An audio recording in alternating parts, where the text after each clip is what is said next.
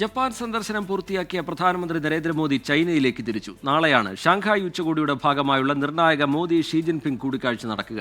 പ്രധാനമന്ത്രി Narendra Modi, Russian president Vladimir Putin, Chinese president Xi Jinping എന്നിവർ ഒത്തുകൂടുന്ന Shanghai ഉച്ചകോടിയെ ആകാംക്ഷയോടെയാണ് ലോകം ഉറ്റുനോക്കുന്നത്. ജപ്പാനിലെ 16 പ്രവിശ്യകളിലെ ഗവർണർമാരുമായുള്ള കൂടിക്കാഴ്ചയോടെയാണ് മോദിയുടെ രണ്ടാം ദിനം തുടങ്ങിയത്. പ്രധാനമന്ത്രി ഷിഗേരു ഇഷിബയ്ക്കൊപ്പം അതിവേഗ ട്രെയിനിൽ സെൻഡായി നഗരത്തിലേക്ക് മോദി യാത്ര ചെയ്തു. ജപ്പാനിൽ പരിശീലനം നടത്തുന്ന ഇന്ത്യൻ ലോക്കോ പൈലറ്റുമാരെയും സെമി കണ്ടക്ടർ പ്ലാന്റും നിരവധി വ്യവസായ കേന്ദ്രങ്ങളും മോദി നേരിട്ട് കണ്ടു. ജപ്പാന്റെ സഹായത്തോടെയാണ് മുംബൈ അഹമ്മദാബാദ് ബുള്ളറ്റ് ട്രെയിൻ പദ്ധതി നടപ്പാക്കുന്നത്. ജപ്പാൻ സന്ദർശനം വിജയകരമായിരുന്നുവെന്ന് കൂടിക്കാഴ്ചയ്ക്ക് ശേഷം മോദി ട്വിറ്ററിൽ പ്രതികരിച്ചു. ജപ്പാന് പിന്നാലെ ചൈനയിലെത്തുന്ന പ്രധാനമന്ത്രി നാളെ നടക്കുന്ന ഷാങ്ഹായ് ഉച്ചകോടിയിൽ പങ്കെടുക്കും.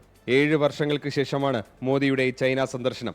ഉച്ചകോടിക്കിടെ 2 റൗണ്ട് ഉഭയകക്ഷി ചർച്ചകൾ ഇന്ത്യയും ചൈനയും തമ്മിൽ നടക്കും. അമേരിക്കയുമായി ടാരിഫ് തർക്കം തീർക്കാൻ ഇന്ത്യ പ്രത്യേക ചർച്ചയൊന്നും ഇതുവരെയും നിശ്ചയിച്ചിട്ടില്ല. എന്നാൽ രാഷ്ട്രത്തലവന്മാരുടെ കൂടിക്കാഴ്ചകളിൽ വിഷയം ഉയർന്നു വരുമെന്ന് ഉറപ്പാണ്.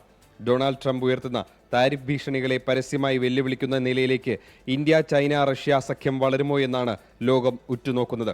നേരത്തെ ചൈനീസ് വിദേശകാര്യമന്ത്രി വാങ് യിയുടെ ഇന്ത്യ സന്ദർശനത്തിന് പിന്നാലെ ഇരു രാജ്യങ്ങൾക്കിടയിലെ മഞ്ഞുരുകൽ തുടങ്ങിയിരുന്നു.